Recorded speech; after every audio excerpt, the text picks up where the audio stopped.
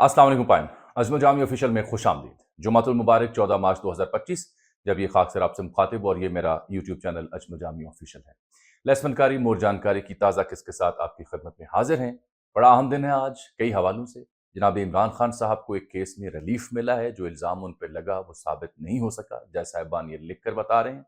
फिर उनकी जो मेल मुलाकातें हैं, उनकी जो पेशी हैं, उस हवाले से एक बड़ा अनोखा फैसला दिया इस्लामाबाद हाई कोर्ट के एक जज ने। वो फैसला क्या है? और एक बड़ा अहम इस्तीफ़ा आया है हुकूमत के अंदर से। उस इस्तीफ़े से क्या कहानियाँ जुड़ी हैं, वो भी बयान करूँगा और फिर डीजीआई एसपीआर और जो सीएम बलूचिस्तान है उनकी प्रेस कॉन्फ्रेंस और जो जाफ़र एक्सप्रेस पर हुआ हमला था, उसकी डिटेल्स सामने आई हैं। उनकी कुछ मालूमात और कुछ उसके ऊपर सवाल और तज्ज़िया आप तक मैं पहुँचाऊँगा। मेरे साथ रहिएगा, बड़ा अहम आज का ये वीलॉग है। सबसे पहले जनाब इमरान खान साहब और जनाब शाह महमूद कुरैशी साहब, इनके ऊपर ये इल्ज़ाम था साइफ़र लीक करने का। आपको याद होगा जब ये अमरीकी साइफ़र और उसकी कहानी शुरू हुई, इमरान खान साहब ने जब एक जलसे में उस साइफ़र को लहराया जेब से निकाल के, तो इल्ज़ाम याद किया गया कि साइफ़र को लीक किया गया है। एक केस चलता रहा। उस केस में मुझे याद पड़ता है हमने वो जलसा भी देखा था। वो उन्होंने सफ़ा निकाल के लहराया ज़रूर, लेकिन क्या उस सफ़े को पब्लिक किया या उसके मुदर्रजात उस तरह से एज़ इट इज़ पढ़ के सुनाए या उसका खुलासा या उसके अंदर जो छुपी कहानी थी वो बयान किया। उसके ऊपर उन्होंने अपना एक बयानिया ज़रूर बनाया, वो अपनी जगह आपके सामने कायम है। लेकिन ये केस चलता रहा और जस्टिस मियाँ गुल हसन औरंगज़ेब और उससे पहले जस्टिस आमिर फ़ारूक साहब जो मेरे ख़्याल अब सुप्रीम कोर्ट जा चुके हैं, उनके 2 रुकनी ये बेंच के सामने केस था। इसमें बड़ा अहम फैसला आज लिखा है जस्टिस मियाँ गुल हसन औरंगज़ेब ने और ये पब्लिक हो चुका है, जिसमें इमरान खान साहब के हक़ में ये फैसला गया है, शाह महमूद कुरैशी साहब के हक़ में ये फैसला गया है। इसके बावजूद इन दोनों के ऊपर दर्जनों नहीं बल्कि शायद सैकड़ों मुकदमात हों जिसको ये भुगत रहे हैं। आज अदालत ने ये लिखा है कि इमरान खान साहब और शाह महमूद कुरैशी के ऊपर जो साइफ़र लीक करने का इल्ज़ाम है, ये साबित नहीं हो सका। ये लिखा है कि जो सेक्शन है ऑफिशियल सीक्रेट एक्ट की 835, वो भी साबित नहीं हो सकी। प्रोसिक्यूशन इसे साबित करने में नाकाम रही है, यानी स्टेट के जो वकला हैं, हुकूमत के, रियासत के जो वकला हैं, वो ये इल्ज़ाम साबित करने में नाकाम रहे हैं। लिहाजा जो बरियत का तफसीली फैसला है, वो भी जल्द जारी कर दिया जाएगा इस केस में। इसमें एक जुमला लिखा है जो 2 सफ़हात मैंने देखे हैं। उस जुमले का मफ़हूम ये है, जो अंग्रेज़ी में लिखा हुआ है कि quality of cross examination shows inexperience of state consul, यानी जो रियासत के नुमाइंदा वकील हैं, उनकी जानिब से जब क्रॉस एग्ज़ामिनेशन हो रही थी, जिरा हो रही थी, बहस हो रही थी इस केस को साबित करने के लिए, तो उसमें गैर तजुर्बाकारी, नापुख्तगी झलक रही थी।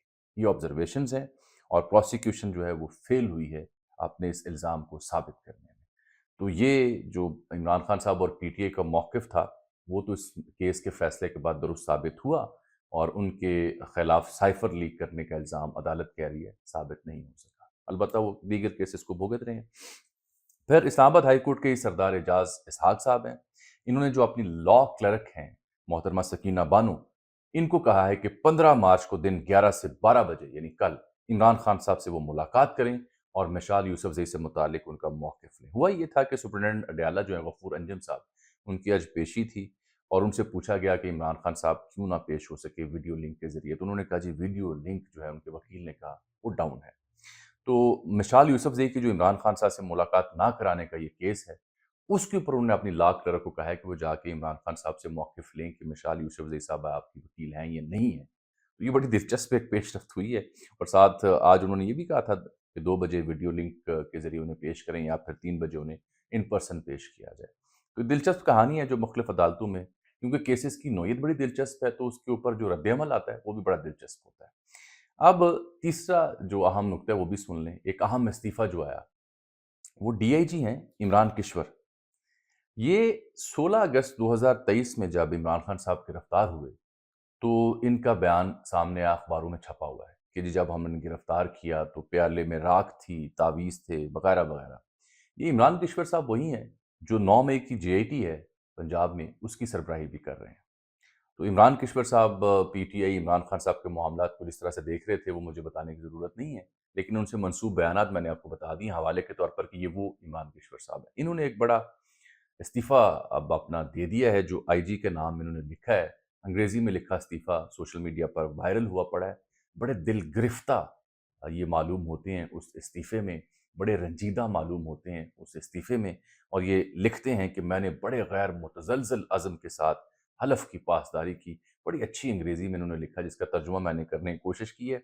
और ये लिखते हैं कि ऐसी सूरत हाल अब बन चुकी है कि मैं मज़ीद खिदमत नहीं कर सकता। सरकार की तारीख़ गवाह है कि मैंने इज़्ज़त के साथ खिदमत की है। मैं मजबूर हूँ। अंग्रेज़ी की एक आखिरी लाइन है, वो ज़रूर पढ़िएगा, इस्तीफ़ा पब्लिक हुआ पड़ा है, बड़ा दिलचस्प है। तो अब इसको लेकर के पीटीआई और हुकूमत दोनों की अपनी-अपनी पोज़ीशन है। पीटीआई के लोग एक्साइटेड हुए, जो बाहर बैठे बिलख़ुसूस व्लॉगर हैं, कि पता नहीं कौन-सी बड़ी दरार पैदा हो गई है, कोई इनकलाब बर्पा हो गया है। इसको जज करने की कोशिश की। मालूम हुआ कि अभी रिसेंटली जो प्रमोशंस हुई हैं, 150 से ज़ायद पुलिस अफ़सरान और दीगर ब्यूरोक्रेट्स के हवाले से, वो जो इजलास भी हुआ था, सियासतदान भी अब बैठते हैं प्रमोशंस में, जो 20-21 के ग्रेड होते हैं। तो ग्रेड 17 से ऑनवर्ड भी प्रमोशंस थी कुछ पुलिस की। तो जो मुझे पुलिस के या हुकूमती हलके बताते हैं, वो ये कहते हैं कि मौसूफ की प्रमोशन नहीं हो सकी। इसके बावजूद कि उन्होंने हुकूमत को, सिस्टम को अपनी यानी बहुत ही शानदार खिदमात उन्होंने मुहैया की, तो उनकी प्रमोशन नहीं हो सकी। तो दिल गिरफ्ता हैं, रंजीदा हैं, परेशान हैं, मायूस हैं, तो इसलिए उन्होंने इस्तीफ़ा दिया है। कुछ लोग कहते हैं जी कि उनकी कुछ ज़ाती वजूहात हैं, उन पे शायद मज़ीद दबाव था। ये हमारे पीटीआई के चाहने वाले ये कहानी सामने रखते हैं। लेकिन भाई साहब, वो तो बता रहे हैं कि जब इमरान खान साहब को गिरफ्तार करने गए थे, तो प्याले में क्या था, राख थी, तावीज़, धागा, ये गंडा डोरी, ये कहानी उन्होंने बयान की नहीं। तो वो तो पहले से ही बहुत ज़्यादा खिदमत सरअंजाम दे चुके हैं। तो मज़ीद ऐसी कौन-सी खिदमत थी जो सरअंजाम देने से वो कासिर थे? जो-जो मुमकिन खिदमत थी, वो तो दे चुके हैं। तो इसलिए मुझे मालूम होता है कि ये प्रमोशन का ही बज़ाहिर केस लगता है। लेकिन इसको लेकर के ऑब्वियसली खबर तो बनती है, ज़्यादा एक्साइटमेंट का शिकार आप ना हों।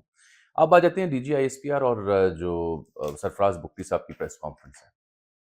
कल का जो मेरा वीलॉग था, जो चंद एक लोग देखते हैं, मैंने हाथ जोड़ के अपील की थी कि ये वो मौका नहीं है कि जब आप पीटीआई के ऊपर इल्ज़ाम लगा के तो उन्हें दीवार के साथ खड़ा करें और साबित करें कि ये बीएलए के हामी। नहीं, पीटीआई बड़ी जमात है।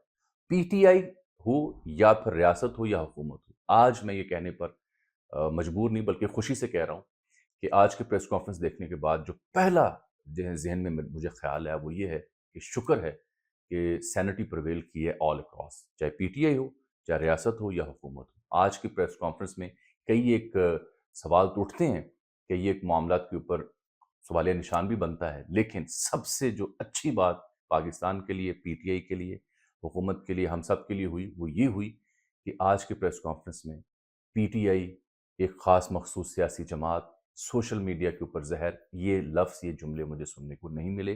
पूरी प्रेस कॉन्फ्रेंस में मैं यही सुनना और देखना चाह रहा था, क्योंकि कल मैंने अर्ज़ की थी, आजिज़ाना सी थी, हमारी कौन सुनता है, कि ये वो मौका है जब तमाम लोग इकट्ठे होकर कहें कि दहशतगर्द है, हम इसकी मज़म्मत करते हैं, हम दहशतगर्दी के ख़िलाफ़ हैं, और हम कोई भी जो एक्शन प्लान है, उसमें मिल बैठने को तैयार हैं।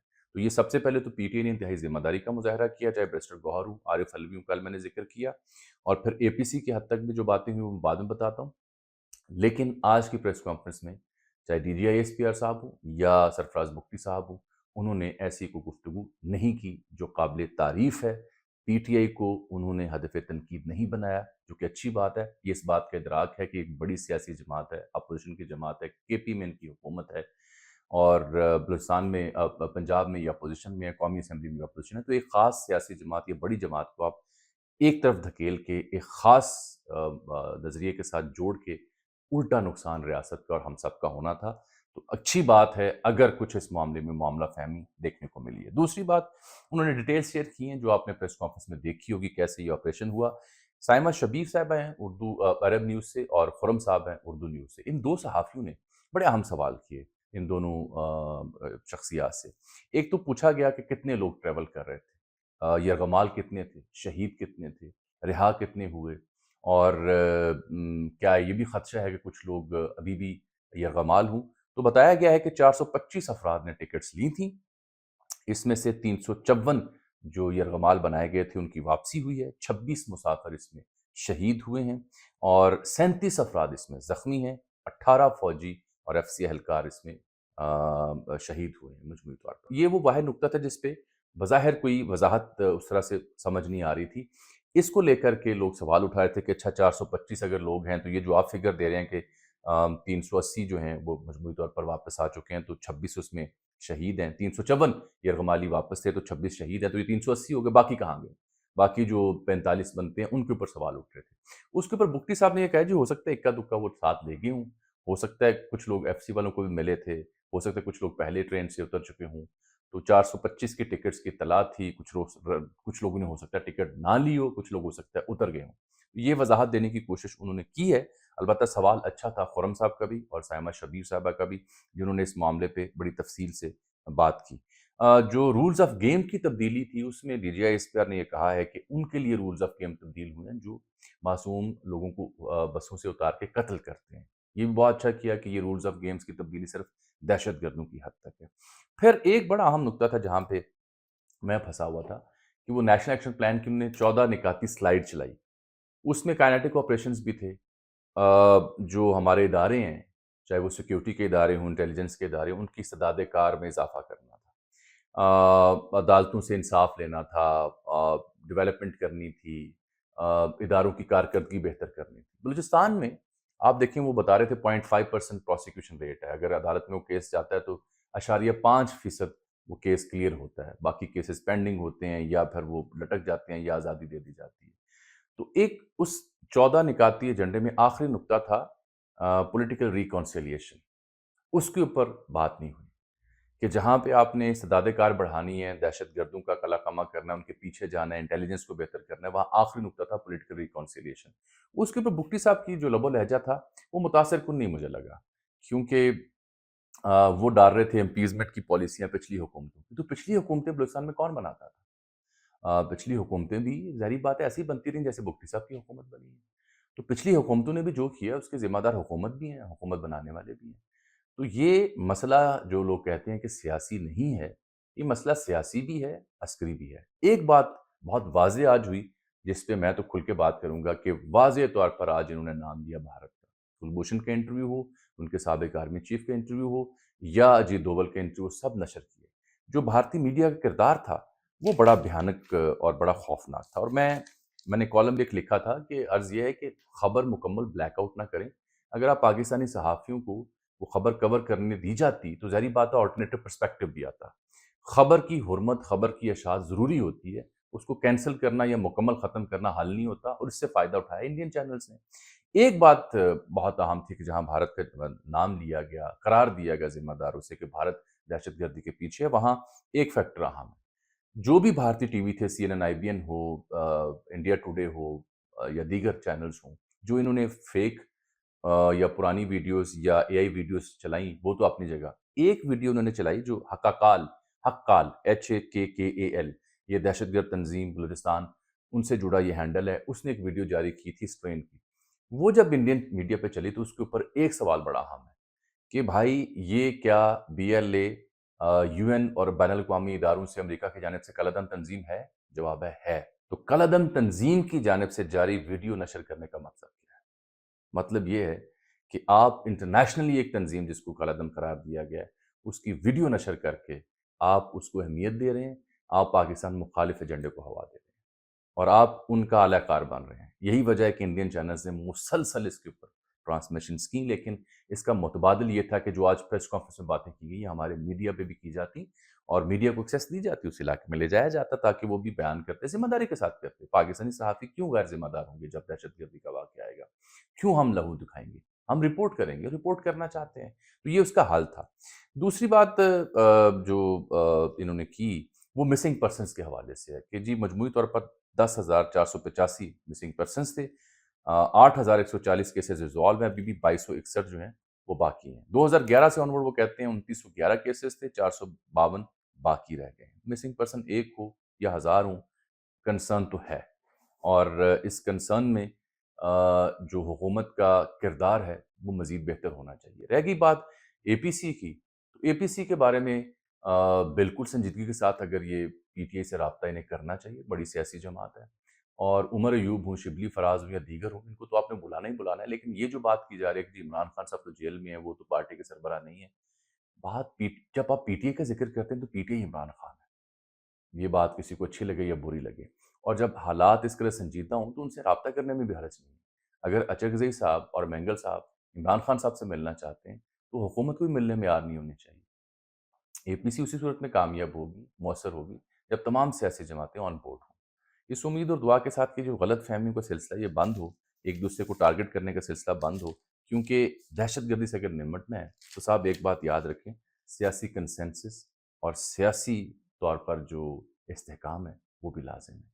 یہ ایک سوالات تھے لوگوں نے اٹھائے ہیں، آپ دیکھ ہی رہے ہیں۔ میں نے تو فگرز کے اوپر بات کی اور دیگر ایکشنز کے اوپر بات کی ہے، لیکن نیشنل ایکشن پلان کا جو 14واں نقطہ ہے وہ بھی تشنا ہے۔ رہ گئی بات جعفر ایکسپریس کی، تو یہ ایک بہت بڑے رہنما تھے میر جعفر، جو کہ پاکستان مسلم لیگ کے جو اوریجنل تھے اس کے رہنما تھے، محترمہ فاطمہ جناح کے بڑے قریبی تھے، ان پہ بھی ملک دشمنی کا الزام لگا تھا، ان کے نام پہ جعفر ایکسپریس۔ اللہ حافظ۔